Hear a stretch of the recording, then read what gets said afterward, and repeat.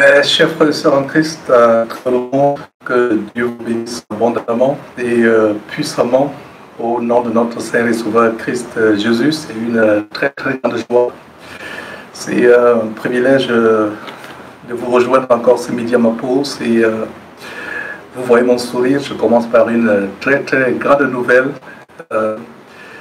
J'ai vu la hiérarchie de l'entreprise et je leur ai demandé si je pouvais faire le live depuis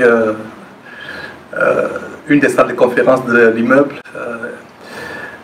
Et les gens se mobilisent aujourd'hui, mes frères et sœurs, quand Dieu est avec nous. Il touche le cœur des rois. Toi, se mobiliser, me voir tour à tour par rapport à ma demande de partager la parole de Dieu à midi à ma pause. Certains savaient que je suis prédicateur de l'évangile, d'autres ne savaient pas. Donc j'ai vu les gens se mobiliser à me donner une salle. Et c'est une très belle salle avec une très grande vue. Et c'est vraiment merveilleux. C'est vraiment une grande joie. Je suis dans la joie, je suis impressionné. On a commencé aujourd'hui avec un retard parce que j'avais une réunion. Et la réunion vient de finir et ils m'ont donné une salle de conférence pour pouvoir prêcher la parole de Dieu, mes frères et sœurs, à midi. Et c'est vraiment merveilleux, c'est une très grande joie. Je rends grâce à Dieu pour cela et que le Seigneur soit glorifié. Comment le cœur du roi est comme un courant d'eau dans la main de l'Éternel. Il incline là où il veut. Et j'ai vu les autorités de cette grande entreprise, cette grande compagnie, et mes frères se mobiliser. J'ai vu les dirigeants tour à tour se mobiliser depuis hier quand j'ai fait ma demande de 7h à la midi. Donc c'est un très grand témoignage à la gloire de Dieu et c'est merveilleux et Dieu soit loué parce que Dieu voit comment nous voulons nous servir malgré nos occupations, malgré le temps que nous n'avons pas. Et donc voilà, aujourd'hui, comme je vous l'ai annoncé, nous allons voir la délivrance par le sacrifice de louange, comment la louange délivre. Et ces faux pasteurs que nous dénonçons, la plupart du temps, ils intimident les gens, ils escroquent les gens, ils les contrôlent tout simplement parce que le peuple de Dieu manque de la connaissance de la parole de Dieu. Et quand nous manquons de la connaissance de la parole de Dieu, nous sommes des victimes de ces faux pasteurs. Et aujourd'hui, nous allons voir la puissance de la louange. Comment la louange, pour être délivrée, il faut aller forcément voir un pasteur, il faut aller forcément voir les anciens, c'est pas mauvais. Dans des vraies églises, les anciens sont là pour partager non seulement la parole de Dieu, mais pour paître les brebis, les assister dans les souffrances, dans les maladies, prier pour eux. Mais je vais vous montrer, mes frères et sœurs, un des grands principes de Dieu dans la parole de Dieu, à savoir comment nous pouvons être délivrés par la louange. Alors, il y a ce grand verset, c'est une grande révélation en Somme 50, verset 23. Il dit quoi? Somme 50, verset 23. Celui qui offre pour sacrifice des actions de grâce me glorifie, et à celui qui veille sur sa voie, je ferai voir le salut de Dieu. Et je reprends ce verset qui dit: celui qui offre pour sacrifice des actions de grâce me glorifie, et à celui qui veille sur sa voie, je ferai voir le salut de Dieu.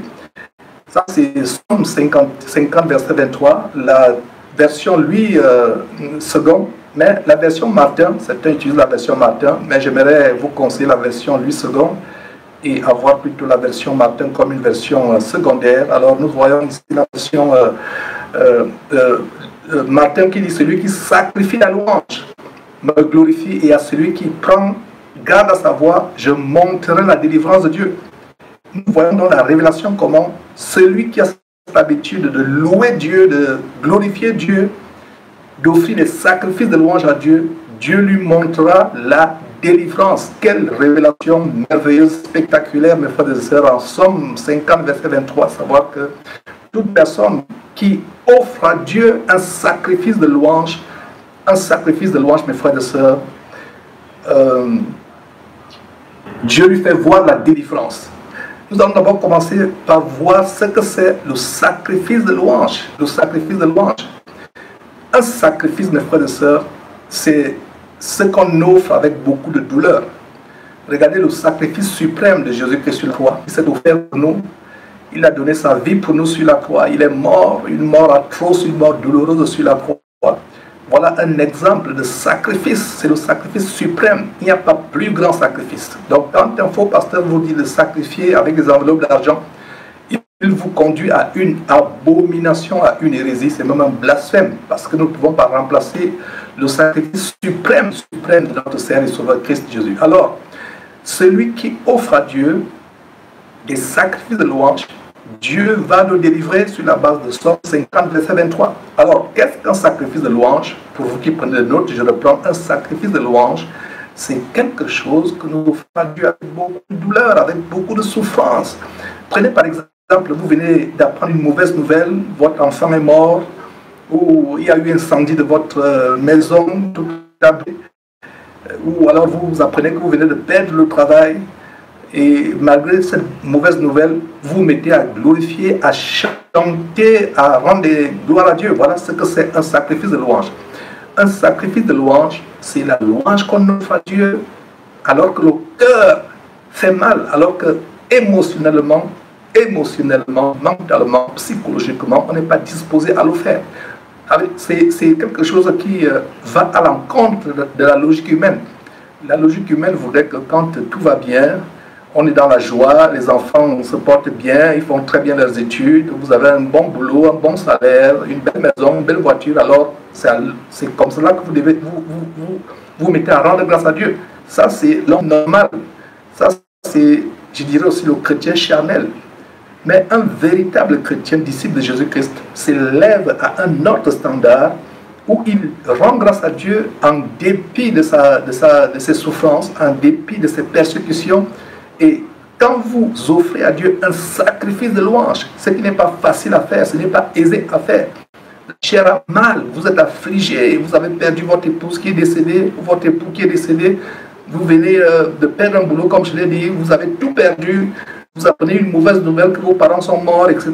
Malgré la mauvaise nouvelle, vous dites, Seigneur, je te glorifie. Seigneur Dieu, au nom de Jésus-Christ, je te rends grâce. Vous commencez à glorifier Dieu, à louer Dieu. C'est ça, un sacrifice de louange. C'est quelque chose que nous faisons avec le cœur qui fait mal. On a mal, on dit, Seigneur, j'ai mal avec ce qui est arrivé, mais je te rends grâce parce que la Bible nous dit, rendez grâce en toutes choses, car c'est à votre égard la volonté de Dieu en Jésus-Christ. Donc, un sacrifice, c'est ce qui fait mal.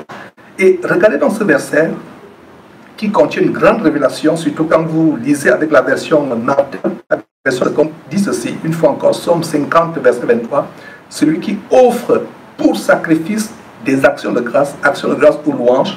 Chaque fois que vous voyez des actions dans la Bible, ça signifie la louange. Donc, celui qui offre pour sacrifice des actions de grâce ou des louanges me glorifie Dieu.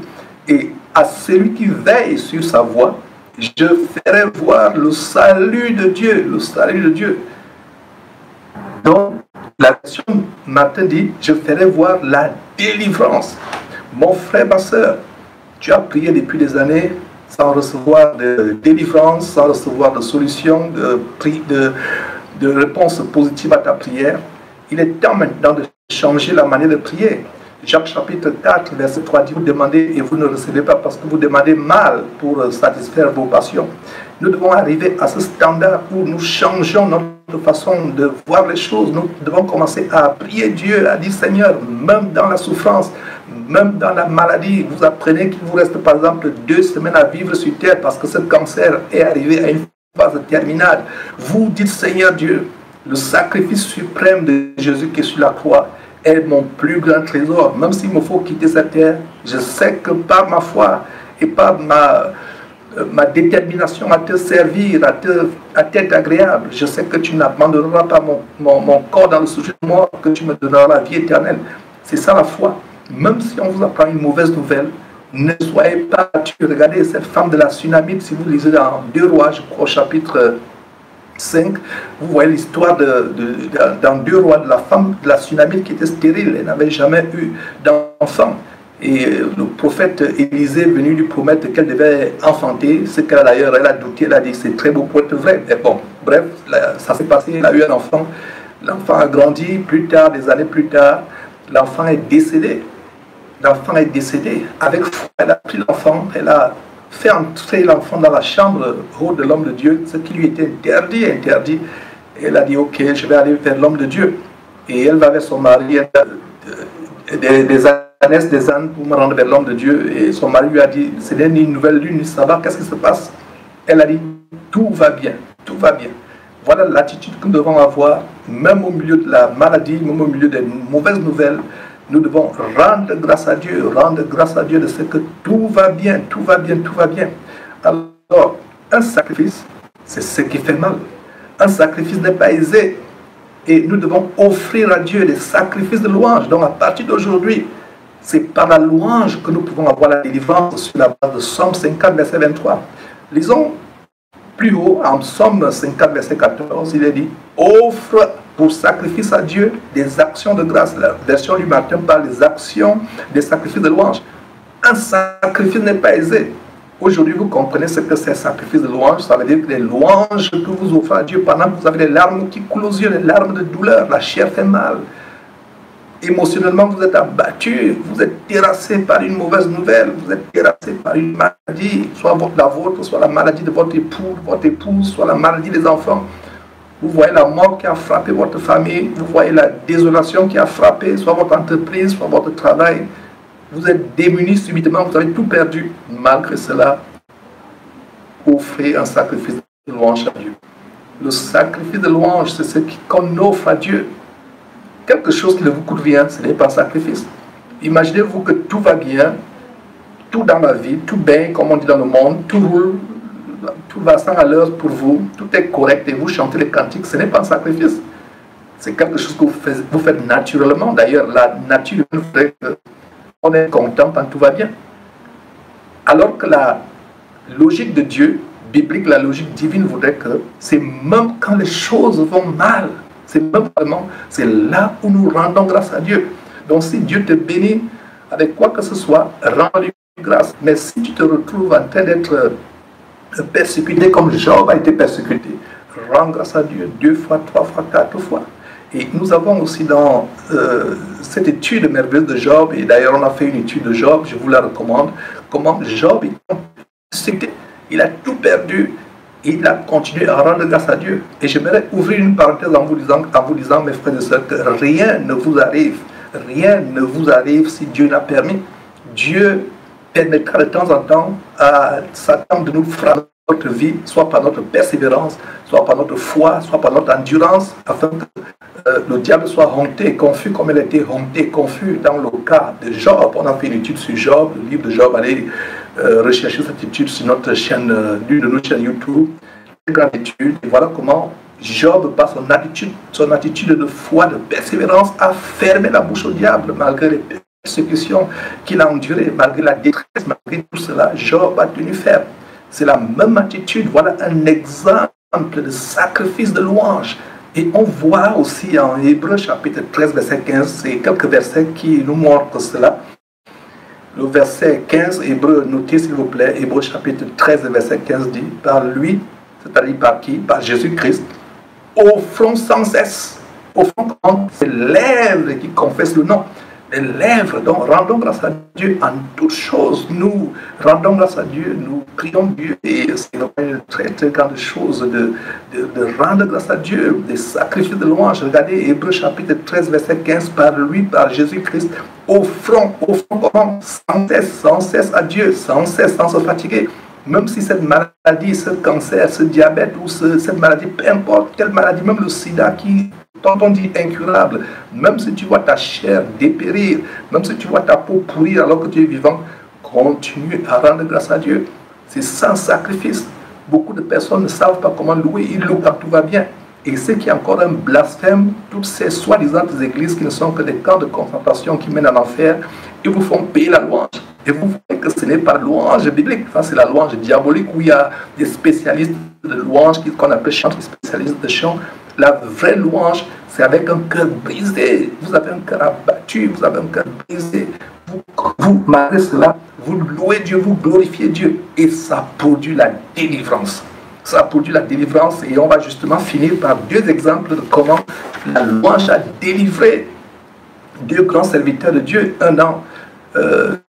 dans l'Ancien Testament et je vais dire trois grands serviteurs de Dieu. Un dans l'Ancien Testament et deux dans le Nouveau Testament. Comment avec la louange, ils ont été puissamment délivrés. On a le cas de Jonas qui était dans la détresse. Allez lire le livre de Jonas. On a fait une émission sur le livre de Jonas et on a vu comment Jonas d'abord a désobéi à Dieu. Il ne voulait pas aller prêcher la repentance à la ville méchante de Ninive, qui était aussi méchante que Sodome et Gomorrhe. Il a refusé parce que les habitants de cette ville étaient tellement méchants, mais Dieu l'a éprouvé, il fuyait devant l'Éternel, Dieu l'a fait avaler par un grand poisson, et voilà, voyons ce que Jonas dit, étant dans la détresse extrême, dans le ventre du poisson, au fin fond de la mer, et la Bible dit comment Jonas s'est retrouvé là où les montagnes ont leurs racines, c'est-à-dire les montagnes ont leurs racines au fond de la mer, c'est là où il s'est retrouvé dans les ténèbres, dans l'abîme total, dans la détresse. Voilà ce que Jonas dit au chapitre 2, verset 9, il dit « Pour moi, je t'offrirai les sacrifices avec un cri d'action, de grâce. » Martin dit, la Bible Martin dit « Je t'offrirai, je sacrifierai avec voix de louange. Je t'offrirai les sacrifices de louange. » Donc Jonas, dans la détresse, il s'écrit « Seigneur Dieu, je vais t'offrir les sacrifices de louange. » Et on a le cas de Paul et de Silas. Vous allez voir comment Paul et Silas, dans la ville de Philippe, avaient chassé un esprit de python dans une femme esclave. Les maîtres de cette femme esclave l'utilisaient pour faire la divination avec cet esprit de python qui était dans cette femme. Donc cette femme harcelait Paul et Silas pendant des jours en disant « Ces gens sont les serviteurs de Dieu, ils vous annoncent la voie du salut. » Et ça aurait paru comme une publicité pour Paul et Silas, mais Paul et Silas ont discerné qu'il y avait l'esprit de python. Donc ça s'est passé pendant plusieurs jours. Finalement, Paul, fatigué, a chassé l'esprit de python de cette femme. Il disait cette histoire en Actes chapitre 16. Alors, qu'est-ce qui se passe? Paul et Silas se retrouvent en prison. Et pendant la nuit, ils ont été battus, lacérés, ils avaient des blessures béantes tout au long du corps. Et non seulement cela, comme si cela ne suffisait pas, on les a attachés, enchaînés, les chaînes aux pieds, les chaînes aux mains, au fin fond d'une cellule, dans la partie la plus intérieure, la plus terrible de la prison, enchaînés, battus et avec des blessures. Malgré cela, ils gémissaient. Non, il ne gémissait pas. Il pleurait. Non, il ne pleurait pas.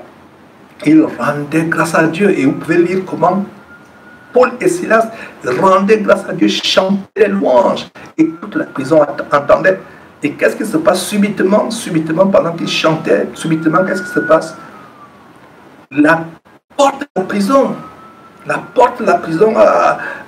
qu'est-ce qui se passe? Il y a eu un tremblement de terre, un grand tremblement de terre qui a fait détruire les portes, les barrières, les barricades, les chaînes, tout cela a sauté. Par la puissance de Dieu, il y a eu un tremblement de terre au point où la prison, le geôlier, allait se suicider.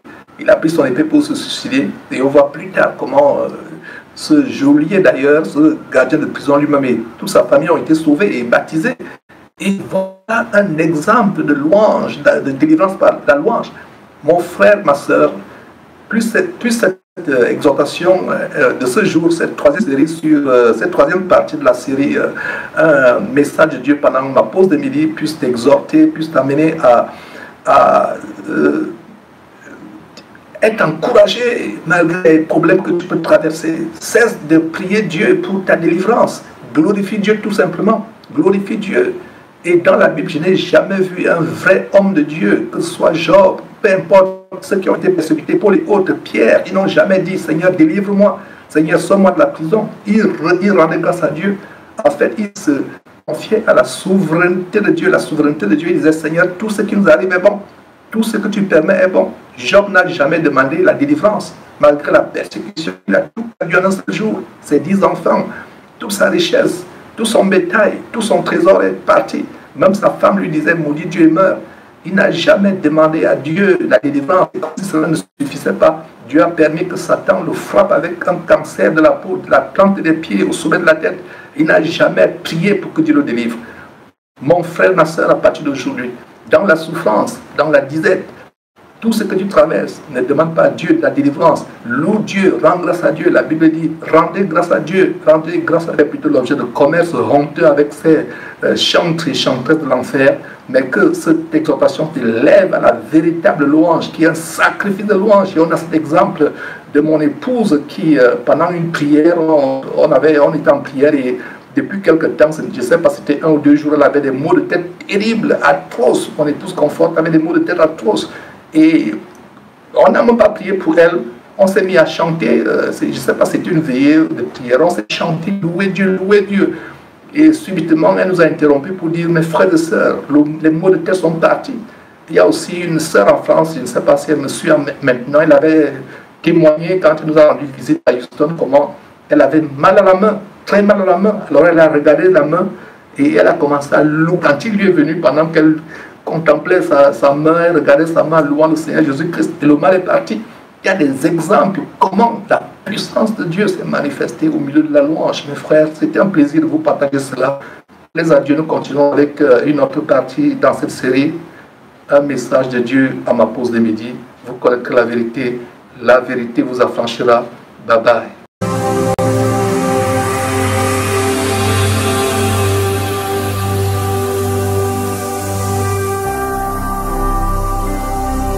Jésus-Christ TV, vous connaîtrez la vérité et la vérité vous affranchira.